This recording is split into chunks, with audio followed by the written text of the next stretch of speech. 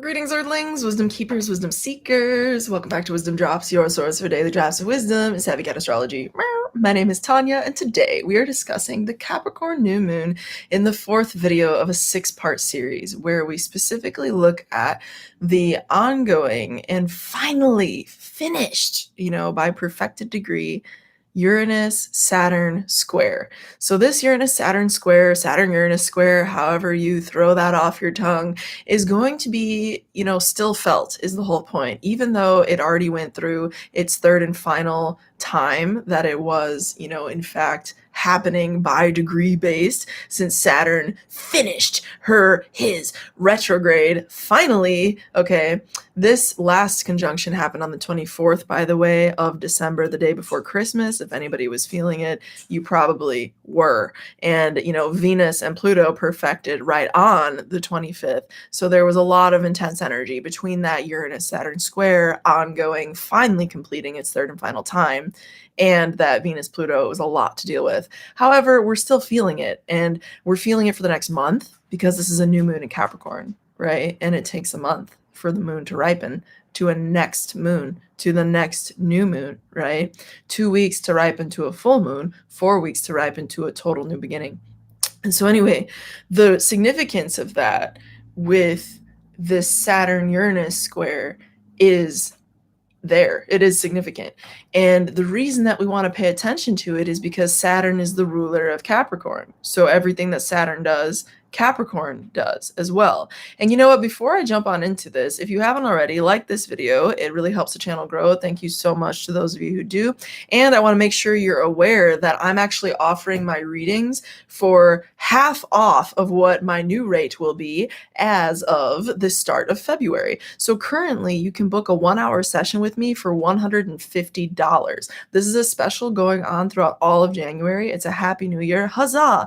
And it's also just my way of making sure that I remain accessible for the amount of time that maybe some of you who have been meaning to get a reading with me but haven't, need to get a reading. So go ahead and email me at wisdomdrops@gmail.com down below, and I'll get you all set up with the process. But if you want to do that. Anyway, the Saturn-Uranus thing is important because Saturn is actually related to Capricorn. It's the ruler of Capricorn. So anything Saturn does, any little tango that Saturn is a part of, so is this new beginning that we have available. So is this new opportunity. And, it goes on for 6 months as well, because 1 month to the next new moon, 2 weeks till you see these seeds ripen, but one full, cycle. It takes a longer time. It's 6 months, right? Before that actually comes back around in the opposite context of full moon in Capricorn. Okay, so until you get to the full moon in Capricorn, you don't even see the fullness. But this video, again, is about that Saturn-Uranus square. So let's just dive into it. I'm looking at that chart, right? And it's just screaming that even though this finished, it's still within a 2-degree orb. If you look at the chart right now, y'all, if you were to pull this up for yourself, that Saturn is at 12 degrees, Uranus is at 10, okay? So this is still within a 3-degree orb or less. That's still significant by ancient standards. And I think that is, it finally completed at this point of December. It was ongoing for months and months and months since February, all of 2021. I think we're all ready to put it behind us. But as I titled this video, there is a certain amount of either pain or detachment that will be produced or called for at this time, okay? And for the next month specifically, and for the next 6 months even, that this last huzzah of a moon, this new moon, this last new moon where you're gonna see that 3-degree range of influence, folks, for the last time, thank goddess, in a long time. You know what I'm saying?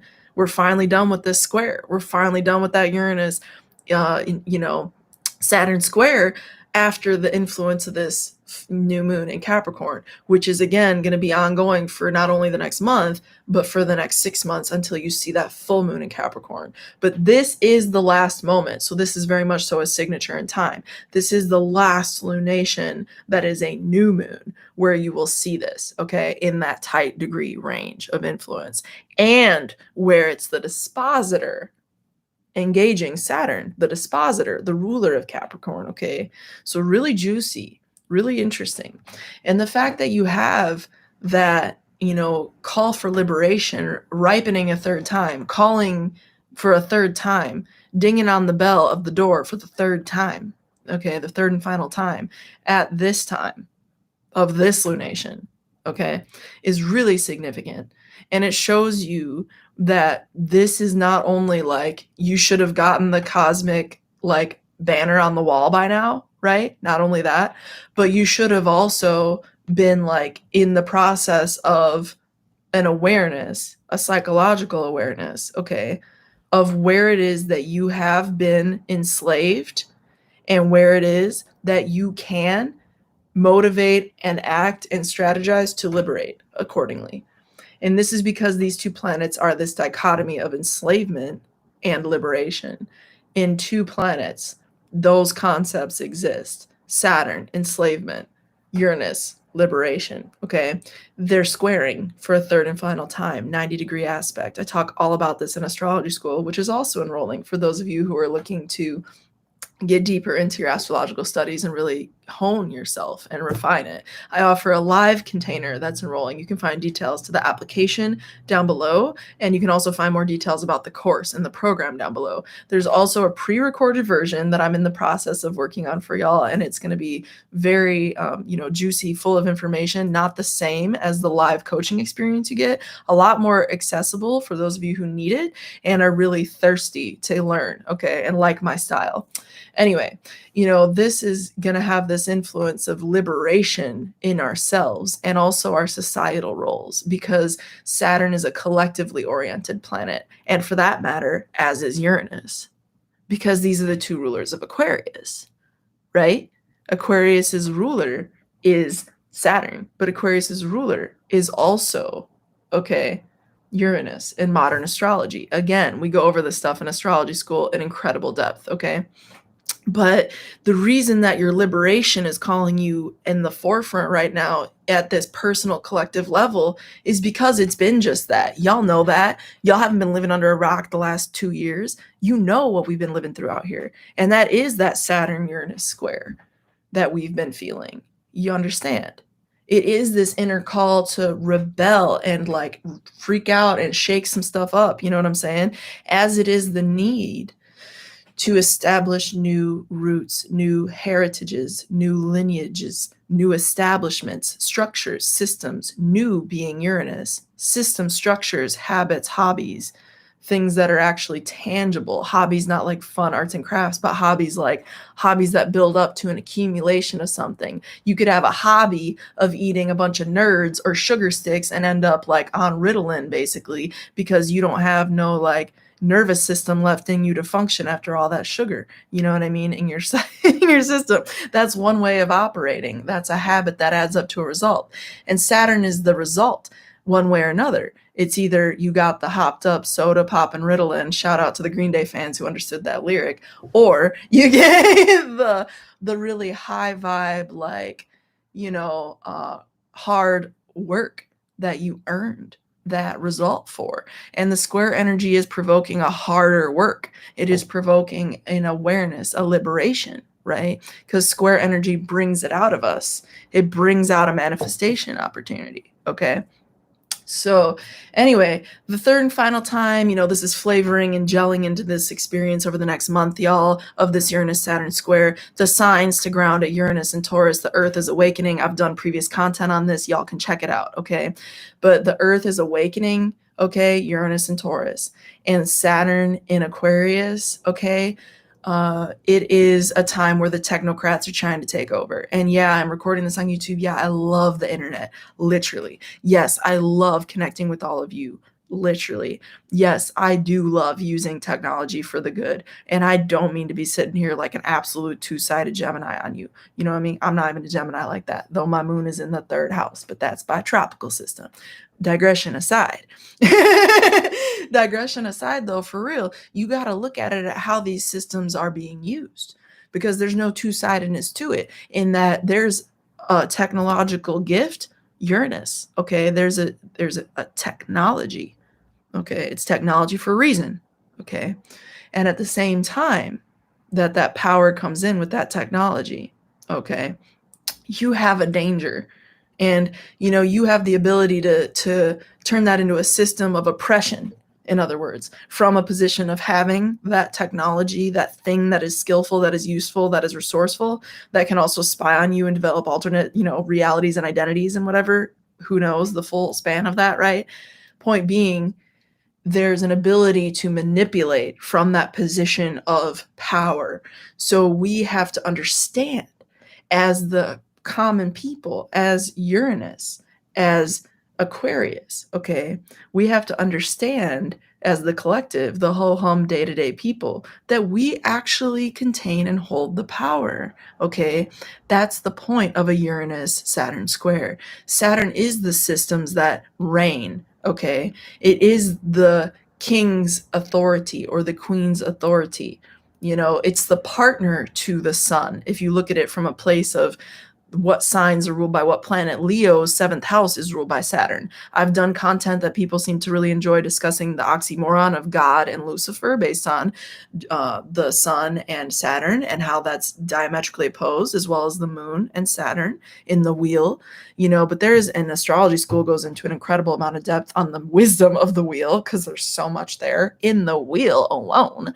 But let us reflect on that for a moment, that the sun is naturally contrared by Saturn, and that Saturn being the sign of the people in the case of Aquarius, okay? And that Saturn rules Aquarius in ancient astrology, okay? There is a call, like a Xena warrior princess call, because this is a square, and you cannot ignore a square of all players to Uranus, okay? And we know it's been going on all year. It's been like a drum, doom, doom, doom, all freaking year, doom, like all year. You can't ignore it. There's something there, and it's been building, it's been culminating, it's been growing into this. This is the final time. And the new moon being a new beginning, being an earth sign Capricorn, watch my previous videos in this series, of which this is number 4. It is earthy, it is tangible, it is practical, it is building, it is culminative, it builds, it's cumulative, okay? So you have this ability right now, y'all. Cast your intentions. Cast your intentions. Understand within those intentions, you are not a victim. If you play victim to shit, you will never get out of it. If you, put that on a t-shirt. Hot damn. If you play victim to shit, you will never get out of it. Oh my goddess. Has anybody said that? If they didn't already, put it on a t-shirt, put my name on the back. But for real, it's true. It's like, if you keep playing victim to shit, you will never get out of it. And believe me, I had plenty of shit that I could call victim on. I could call victim on so much. I could literally just be like, victim, and just sob myself to sleep every fucking day. Not worth it.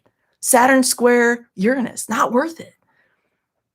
If you call yourself a victim, you're not going to get through it. It's as simple as that. You're going to stay in it. You can be a victim to something. There needs to be a time and a place to acknowledge that. I'm not trying to be insensitive to people's experiences.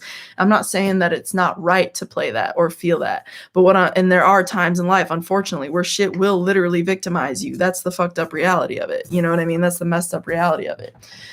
But the point being, you don't want to stay in that. You don't want to perpetuate it and just become that, right? You have a choice to respond, even amidst those moments. That's in fact where your power still exists. That's the messed up thing about Scorpio energy. That's why people like my Scorpio content, because I be telling the truth like that. And that's just what it is. For all the Scorpio people, all the Saturn people, all the Mars people, if you have those energies strong in your chart, you already probably know what I mean. But what I'm trying to explain to you, is that this is an opportunity to not play victim. It's your final, in fact, opportunity to not play victim. You've had the opportunity to play victim all of 2021. You see what I'm saying? Like, astrologically. Like, if I'm just being frank with you, like, astrologically. Do you know what I mean? And so Capricorn doesn't give a fuck, pardon my French. Like, Capricorn really doesn't. Like, it's just kind of like, I really don't care. Like, you can be like, if you want to play victim, cool. If you want to like not, cool. Like, it doesn't really care. But at the same time, it cares a lot about legacy. It cares a lot about the actual result. It cares a lot about the end game. That's what Capricorn cares a lot about. It's not about detachment in the way of like an unhealthy detachment necessarily. It can be. I have definitely seen and witnessed and experienced unhealthy Capricornian detachment. Don't do that. That's a huge warning. Don't do that, because that's what Saturn-Uranus, that's another shadow of that, actually, that I should caution you against. It's almost like the extremes of these things, right? But you should watch out for that. If you find yourself falling into some like, I just don't care, I just don't feel, like, you know, you got to understand that like you're a part of something sacred, even in those moments where you don't feel shit and you might feel numbed out, or you might feel like you need to like turn something off inside to be able to like exist and move forward through life.